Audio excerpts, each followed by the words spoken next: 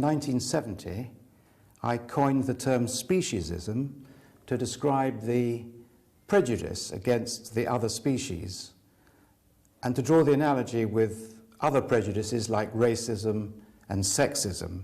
The point I was trying to make was that we're all related. All species are related biologically and through evolution. And instead of treating the other species like objects, we should be treating them as our evolutionary cousins, as our kindred. We should stop exploiting them in laboratories, in factory farms, in the wild and elsewhere. I felt that speciesism was an unintelligent, out-of-date sort of prejudice.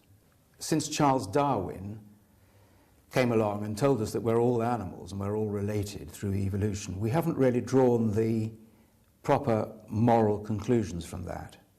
It's like it's taken 100 years or more for the penny to drop. We're really all in the same boat, morally speaking. Darwin himself said this. Darwin worried about the way in which the human animal treated the other animals as our slaves.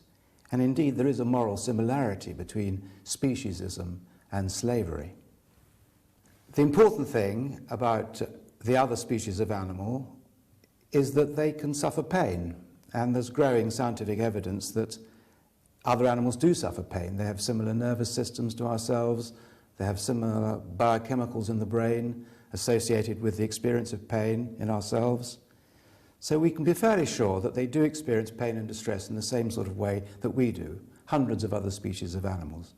And I'm saying that morally it's important that X amount of pain in a dog or an elephant or a cat matters as much as X amount of pain in human beings. So it doesn't matter what species you're from, any more than it matters what race or gender you're from. The pain is the same.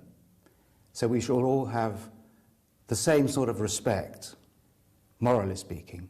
Some people argue that because human beings allegedly are more intelligent or more religious or more independent or autonomous than some of the other species, that therefore this gives us some moral superiority. Well, I argue that all these alleged differences, which are probably exaggerated anyway, all these alleged differences are morally irrelevant. They aren't relevant to the moral situation at all. The important thing is that we all suffer pain. Jeremy Bentham said this, the famous British philosopher, in 1789, when he said the question is not can they reason, nor can they talk, but can they suffer?